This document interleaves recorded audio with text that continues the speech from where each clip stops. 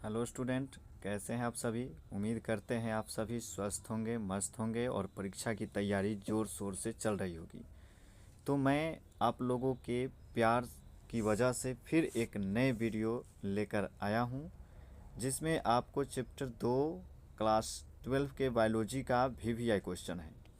तो मैं आज आप लोगों को यह वीवीआई क्वेश्चन के बारे में बताने जा रहा हूं, जिसका क्वेश्चन आप देख सकते हैं। क्वेश्चन क्या है यह देखेंगे। पहला क्वेश्चन ये है कि यथार्थ फल तथा आभासी फल में अंतर बताना है। तो जब फूल का केवल अंडाशय ही फल के रूप में विकसित होता है तो उस फल को यथार्थ फल कहते हैं। इसी का दूसरा नाम है सत्य फल। उसके बाद आभासी फल किसको कहा जाता है? तो कुछ पौधे जैसे आपका सेब का हो गया, काजू का हो गया, अखरोट का हो गया, स्ट्रॉबेरी हो गया, ये सभी फल की संरचना में पुष्पासन या बाह्य दलपुंज की महत्वपूर्ण भागीदारी रहती है। तो ऐसे फल को हम कूट फल या आभासी फल कहते हैं। उम्मीद करते हैं आप सभी समझ रहे होंगे। नेक्स्ट अगला क्वेश्चन देखेंगे। अगला क्वेश्चन 2 नंबर क्वेश्चन कहता है कि कूट फल के बारे में उदाहरण बताएं। मतलब कूट फल के बारे में उदाहरण सहित बताना है कि कूट फल क्या होते हैं। तो देखेंगे इसके आंसर है कूट फल किसको कहा जाता है? कुछ पौधे में फल के निर्माण में पुष्प के अन्य भाग जैसे पुष्पासन हो गया, दलपुंज हो गया, ये सभी भाग लेते हैं। तो ऐसे फल को हम आभासी फल या कूट फल कहते हैं। उसी प्रकार जैसे आप देख सकते हैं इसके उदाहरण में सेब एक आभासी फल है, क्योंकि इसके बनने में अंडाशय के अतिरिक्त पुष्पासन भाग लेता है। नेक्स्ट अगला क्वेश्चन की ओर चलते हैं। क्वेश्चन नंबर 3 देखेंगे। वीवीआई क्वेश्चन है, बहुभ्रूणता का महत्व क्या है? तो बहुभ्रूणता का महत्व क्या है अब देख सकते हैं। इसके आंसर पहला महत्व क्या है? बहुभ्रूणता उद्यान वैज्ञानिकों के लिए जो है यह बहुत ही महत्वपूर्ण होता है। इसके द्वारा ही तरह तरह के पौधों को निर्माण किया जाता है, बहुभ्रूणता के द्वारा ही। दूसरी इसका महत्व ये है कि पुत्री पौधे यानी जो यहाँ पर पुष्पी होगा, पुष्पी पौधे में मातृ पौधे के गुण विद्यमान होते हैं बहुभ्रूणता के कारण ही। नेक्स्ट अगला क्वेश्चन देखेंगे। क्वेश्चन नंबर 4 क्या है? यह वीवीआई क्वेश्चन है कि बहुभ्रूणता से आप क्या समझते हैं और ये कितने प्रकार के होते हैं। तो देखिए, बहुभ्रूणता किसको कहा जाता है? जब एक बीज के अंदर एक से अधिक भ्रूण हो तो ऐसी अवस्था को बहुभ्रूणता कहते हैं। जब एक बीज के अंदर एक से अधिक भ्रूण होते हैं तो इस अवस्था को बहुभ्रूणता कहते हैं। यह अवस्था अनावृत बीजी पौधे में ज़्यादा पाई जाती है तथा आवृत बीजी पौधे में यह कम पाई जाती है।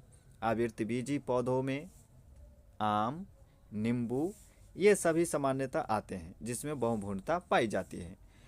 बहुभ्रूणता जो है ये आपको 2 प्रकार की होती है।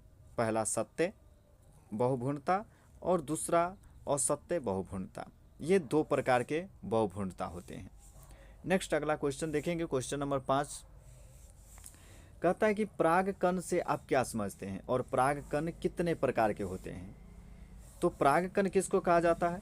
जब परागकण परागकोश से निकलकर उसी पुष्प या उसी जाति के दूसरे पुष्प के वर्तिकाग्र तक पहुंचते हैं तो इस क्रिया को परागन कहते हैं। और परागकण जो है ये परागन आपको 2 प्रकार के होते हैं। पहला स्वपरागन और दूसरा परपरागन। उम्मीद करते हैं आप सभी समझ रहे होंगे। नेक्स्ट अगला क्वेश्चन देखेंगे। क्वेश्चन नंबर 6 क्वेश्चन है असंग जनन से आप क्या समझते हैं। तो देखिए, असंग जनन किसको कहा जाता है? अनेक पौधों में लैंगिक जनन की सामान्य विधि को अलैंगिक विधियों द्वारा प्रतिस्थापित कर दिया जाता है।